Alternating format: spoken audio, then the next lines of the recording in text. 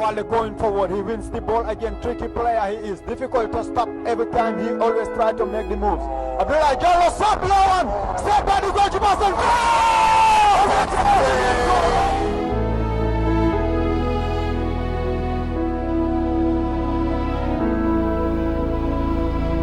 Gambia, every young person, especially male person, when you are born, you grow with football, either at one point or to the other. We've all been really either observers or actors in football at different levels based on our age and our position. We know it's the Gambia Football Federation was founded in 1952, and since then, so many, it passed through so many great hands. And then up to the latter part when some of us really were growing, and what we could remember actually was the late B.O. Bokari Fofana's time. Then I was going to high school. I remember the office was at the then PWD next to our school in Halfdai. And there's a particular office we see, I understand it was Soveo, and then the office really was where his office was. And then it developed until when actually we also become either administrators or managers of teams that really were affiliated with the Gambia Football Association then. Then the best part of it was during the time of our late dad, Alhaji Obi Konate. And then after Obi Konate, the Gabi sources. And then I was actually Minister of Youth and Sports when Alhaji Obi Konate was the president and Gabi was his vice president. The late Abu Dande Njai was the president of the Gambia National Olympic Committee, and the late George Gomez was the executive secretary. So these are the time you could fully remember because then I was a full-time actor.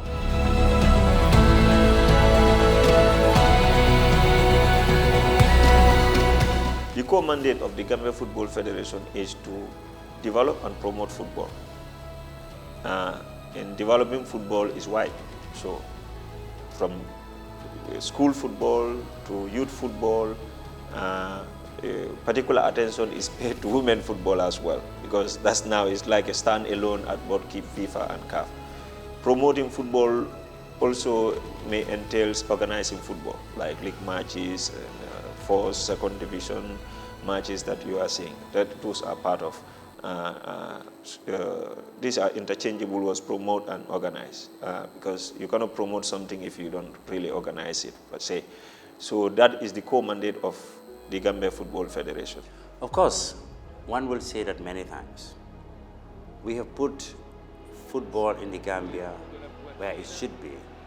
As a country in Africa, we should be competing with other countries at the highest level, which is that AFCON. So one of our biggest achievements is that, in fact, it is the ultimate that we have been gunning for, and we got there. But we are here now. Our plan is to have a sustainable development. So we want to go to the next AFCON, and to the next AFCON, and to the next AFCON, going into perpetuity. We want to go to the World Cup.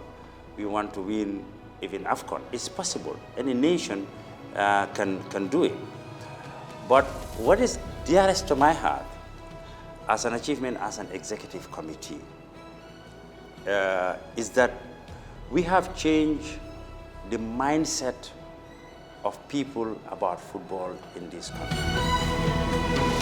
It's important for people to understand, like I said initially, that football is played inside the pitch, but also outside the pitch. You need a good coach to do well in terms of the technical aspect, in terms of the infield aspect, selection, formations, and technical approaches like that. But you also need a team manager who is efficient enough to try to play the game before even the team assembles. As a manager, you play the game before the team even comes together, because like I said, I was working day and night to try to see a feasible approach that is going to help, knowing that there was COVID everywhere and clubs are going to find it very, very difficult to release players. You must try to find something. You must try to come up with something, an argument to try to say, okay, I have something to offer you before the clubs would say, okay, that's fine. So that is the job of a manager. You have to be imaginary and you have to come with ideas. Football is run by footballers.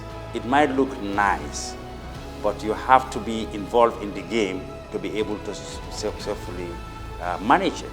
We have seen at the highest level, Gianni Infantino is doing well at FIFA because he was the Secretary General of UEFA before he comes in.